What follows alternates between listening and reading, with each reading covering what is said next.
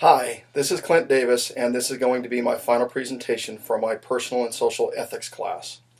In this presentation, I'm going to cover a few subjects that will illustrate what I've learned from this class. We'll go ahead and start with topic number 1, which is to name 3 biblical passages that reflect my understanding of Christian ethics. The first one that I chose is Luke 6:31. That states, "Do to others as you would have them do to you." To me, an explanation for this passage would be to treat others as I would be treated. And in this way, goodwill and good faith are cultivated. The second passage is Matthew 7:1-6. It states, "Do not judge, or you too will be judged. For in the same way you judge others, you will be judged, and with the measure you use, it will be measured to you.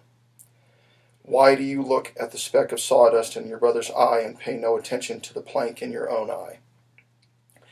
How can you say to your brother, 'Let me take the speck out of your eye,' when all the time there is a plank in your own eye? You hypocrite, first take the plank out of your own eye, and then you will see clearly to remove the speck from your brother's eye. Also, do not give dogs what is sacred. Do not throw your pearls to pigs. If you do, they may trample them under their feet and turn and tear you to pieces." For me, this passage just is what it states. Do not judge others, for you will be judged in turn. Mind your own life and your own actions. And by the same token, do not waste your time and energy on those who are untrustworthy. They will turn on you in return. The third passage that I chose is 1 Timothy 6:10. "For the love of money is a root of all kinds of evil. Some people, eager for money, have wandered from the faith and pierced themselves with many griefs."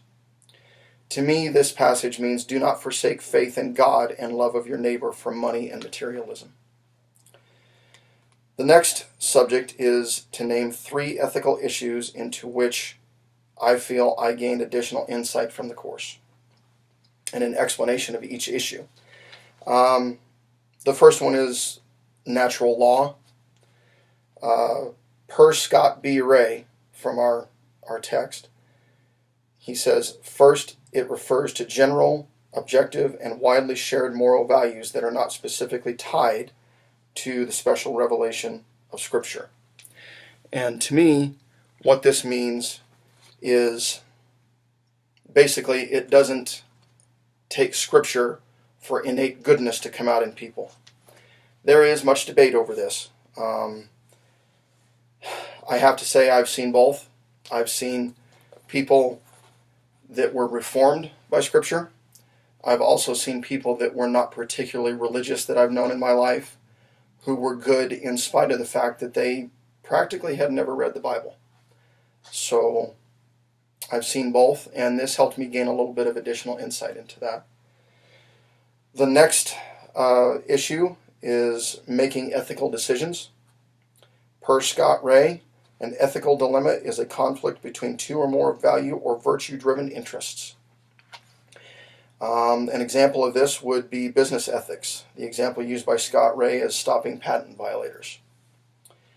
And the next one is moral parameters for reproductive technologies. From Scott Ray, 2 fundamental questions are raised by all these creative technological methods of conceiving a child. The first is whether any artificial means of procreation should be used at all. If the answer to the first question is yes, that raises the second question, which presents an even more complicated issue. Is it morally legitimate to use third-party contributors of eggs, sperm, or the womb in the process of procreation? So I gained some additional insight into those subjects, natural law, making ethical decisions, and moral parameters for reproductive technologies in this class. The next subject I want to talk about is a case study. It is supposed to be either a real or a fictional account of an ethical situation that illustrates how I would help someone else work through an ethical problem. Some of the support for this decision-making process will also come from an outside source, which I'll quote here in a few minutes. I chose an example that I have already submitted in one of my assignments, which an example of a real case study that illustrates how I would help someone else work through an ethical problem is the scenario I have already cited wherein I helped my sons decide whether they wanted to join the military or not. Each time one of my sons approached me asking what I thought of them joining the military, I asked them why they would want to join, what their interests were in joining, and how they felt about all the possibilities of joining. I asked them to pray on the topic and to see what came to them. I also asked them to consider all possible outcomes and then go with their heart, their conscience, and what God told them to do. Along these lines, I also want to quote as an extra source from Paul Vallely from The Independent. He was quoting Thomas Aquinas when Thomas Aquinas said there has to be right intention behind a just cause for war. War cannot be about any grabs for power, land, or oil, which we all know most of the time in this day and age. I personally feel it is.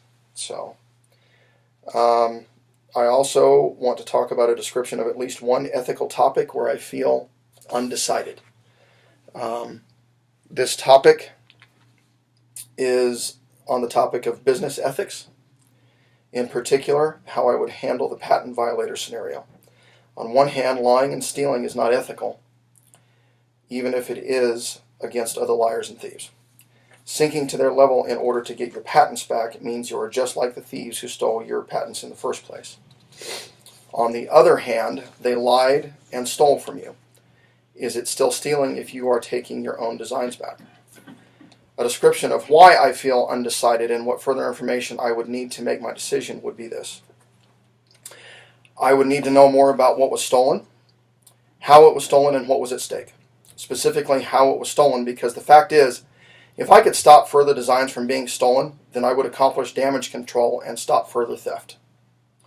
Then I would not stoop to their level to get any previous designs back.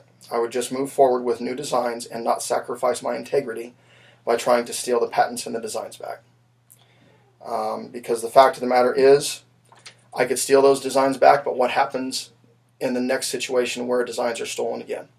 So you need to cut the problem off at the source and solve it there. So this concludes my presentation.